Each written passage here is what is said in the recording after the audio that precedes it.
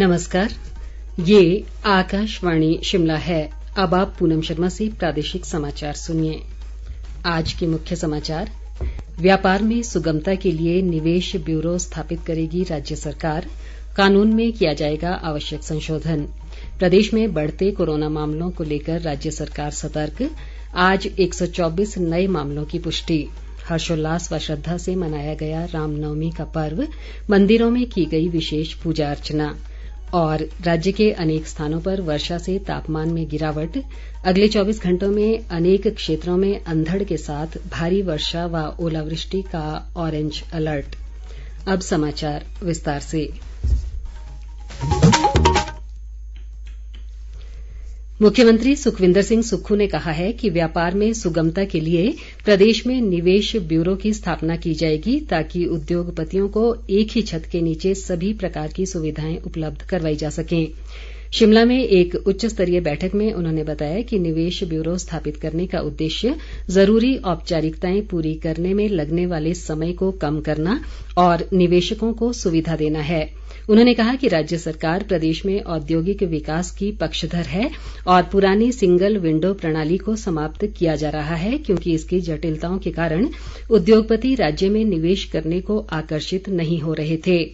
मुख्यमंत्री ने बताया कि निवेश ब्यूरो सिंगल विंडो प्रणाली की जगह लेगा और इसमें सभी संबंधित विभागों के अधिकारियों को शामिल किया जाएगा। उन्होंने बताया कि निवेश के मामलों को जल्दी और कुशलता से निपटाया जाएगा और देरी के लिए जिम्मेदार अधिकारियों के लिए सजा का प्रावधान भी होगा। मुख्यमंत्री ने कहा कि ब्यूरो में 2 समितियां होंगी जिनमें कार्यकारी समिति और शीर्ष समिति शामिल हैं। सुखविंदर सिंह सुक्खू ने कहा कि राज्य सरकार निवेश ब्यूरो को सशक्त बनाने के लिए कानून में आवश्यक संशोधन भी करेगी। प्रदेश मंत्रिमंडल ने हमीरपुर में राज्य परिवहन अपीलीय न्यायाधिकरण और चिकित्सा सेवाएं निगम खोलने का फैसला लिया है। मंत्रिमंडल की कल देर शाम शिमला में मुख्यमंत्री सुखविंदर सिंह सुक्खू की अध्यक्षता में हुई बैठक में ये निर्णय लिया गया। न्यायाधिकरण खुलने से प्रदेश में परिवहन से संबंधित मुद्दों की सुनवाई हो सकेगी। मुख्यमंत्री ने अपने बजट भाषण में इस संबंध में ऐलान किया था। बैठक में हिमाचल बल्क ड्रग आधारभूत ढांचा नाम से एक क्रियान्वयन एजेंसी बनाने का भी निर्णय लिया गया। ये एजेंसी इस पार्क को स्थापित करने की प्रक्रिया में तेजी लाएगी और संबंधित समस्याओं का निराकरण भी करेगी। मंत्रिमंडल की बैठक में 44 वेटनरी मोबाइल यूनिट शुरू करने को भी मंजूरी दी गई। ये गांव-गांव जाकर मवेशियों को चिकित्सा सुविधाएं देंगी। इसके अलावा बैठक में 2 बहुतकनीकी कॉलेज और 17 ITI में आर्टिफिशियल इंटेलिजेंस व कई अन्य नए कोर्स शुरू करने को भी स्वीकृति प्रदान की गई। बिलासपुर जिले के हाइड्रो इंजीनियरिंग कॉलेज बंदला में कंप्यूटर साइंस इंजीनियरिंग पर आधारित नए कोर्स शुरू करने और कुल्लू जिले में बिजली महादेव के लिए रोपवे बनाने का भी निर्णय लिया गया। विधानसभा में रखी जाने वाली वर्ष 2021-22 की कैग रिपोर्ट पर भी बैठक में चर्चा की गई। कोरोना मामलों को लेकर स्वास्थ्य विभाग अलर्ट है और कोरोना की स्थिति पर नजर बनाए हुए है। स्वास्थ्य मंत्री धनीराम शांडिल ने बताया कि कोरोना संक्रमण को फैलने से रोकने के लिए कोविड अनुरूप व्यवहार अपनाना जरूरी है और इस संबंध में लोगों को जागरूक किया जा रहा है। उन्होंने सभी लोगों से एहतियात बरतने और भीड़भाड़ वाले स्थानों पर मास्क पहनने की अपील की है। धनीराम शांडिल ने कहा कि स्वास्थ्य विभाग में आउटसोर्स पर रखे लोगों की सेवाएं जारी रखने पर सरकार विचार करेगी। इस बीच प्रदेश में आज कोरोना के 124 नए मामले आए हैं जबकि 81 लोगों ने इस महामारी से जंग जीती है। राज्य में कोरोना संक्रमण के सक्रिय मामले बढ़कर 798 हो गए हैं। कांगड़ा जिले में सबसे अधिक 184, मंडी में 176 और शिमला जिले में 129 सक्रिय मामले हैं। प्रदेश में इस महामारी से अब तक 4196 लोगों ने अपनी जान गंवाई है। एकल नारी शक्ति संगठन ने राज्य सरकार से एकल नारियों की पेंशन बढ़ाने और राजस्थान की तर्ज पर बच्चों की पढ़ाई के लिए हर महीने 3000 रुपये पेंशन देने की मांग की है। एकल नारी शक्ति संगठन की शिमला में आज एक विशेष बैठक हुई जिसमें सामाजिक न्याय व अधिकारिता मंत्री धनीराम शांडिल ने मुख्य रूप से शिरकत की। संगठन की प्रदेश अध्यक्ष निर्मल चंदेल ने कहा कि बढ़ती महंगाई के कारण एकल नारियों को घर चलाना मुश्किल हो रहा है और उनकी पेंशन में तुरंत बढ़ोतरी की जानी चाहिए। धनीराम शांडिल ने एकल नारियों को आश्वासन दिया कि उन्हें हर बुनियादी सुविधाएं मुहैया करवाई जाएंगी। रामनवमी का पर्व आज देशभर में पारंपरिक श्रद्धा और उल्लास के साथ मनाया गया। आज ही के दिन भगवान श्री राम का जन्म हुआ था। इस अवसर पर राष्ट्रपति द्रौपदी मुर्मू और प्रधानमंत्री नरेंद्र मोदी ने देशवासियों को बधाई दी है। राष्ट्रपति ने कहा कि भगवान राम की जयंती का ये पर्व निस्वार्थ सेवा का संदेश देता है। प्रधानमंत्री नरेंद्र मोदी ने कहा कि मर्यादा पुरुषोत्तम भगवान श्री राम का जीवन हर युग में मानवता की प्रेरणा बना रहेगा। इस बीच राज्यपाल शिव प्रताप शुक्ल और मुख्यमंत्री सुखविंदर सिंह सुक्खू ने रामनवमी के अवसर पर प्रदेशवासियों को बधाई दी है। उन्होंने कहा कि हमें प्रभु श्री राम के आदर्शों और उनके दिखाए गए मार्ग पर चलने का संकल्प लेना चाहिए।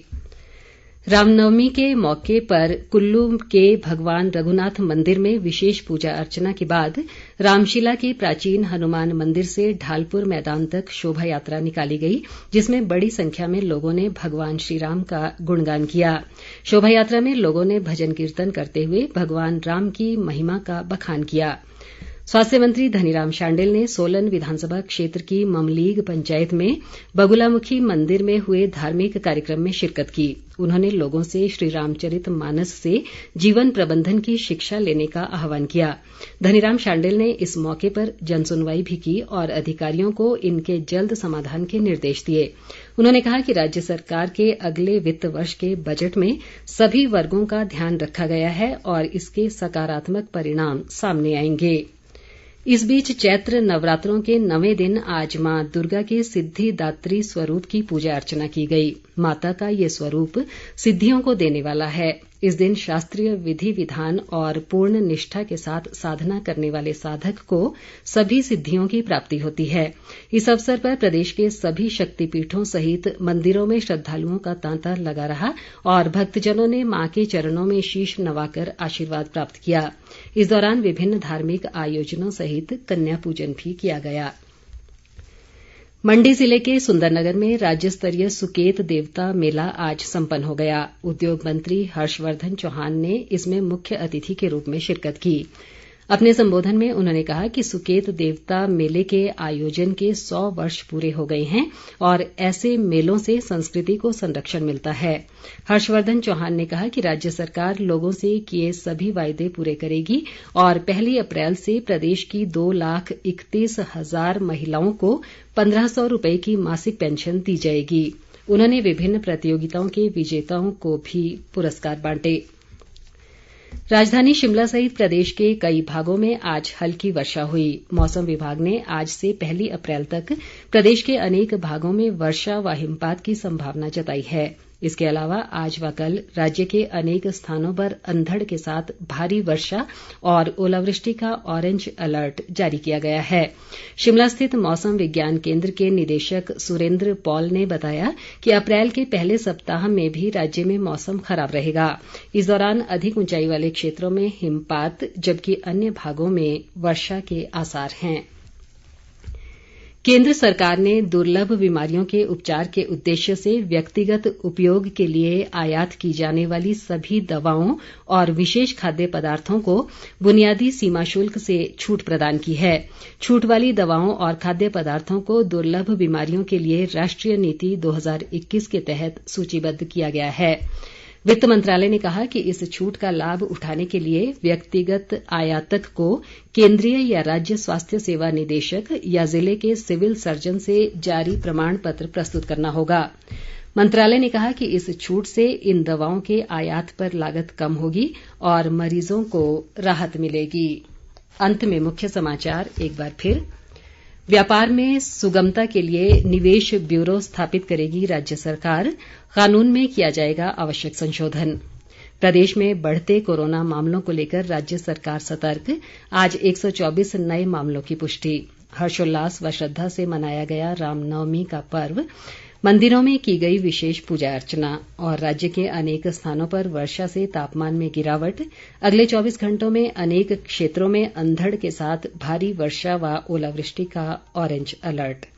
इसी के साथ ये समाचार बुलेटिन समाप्त हुआ। नमस्कार।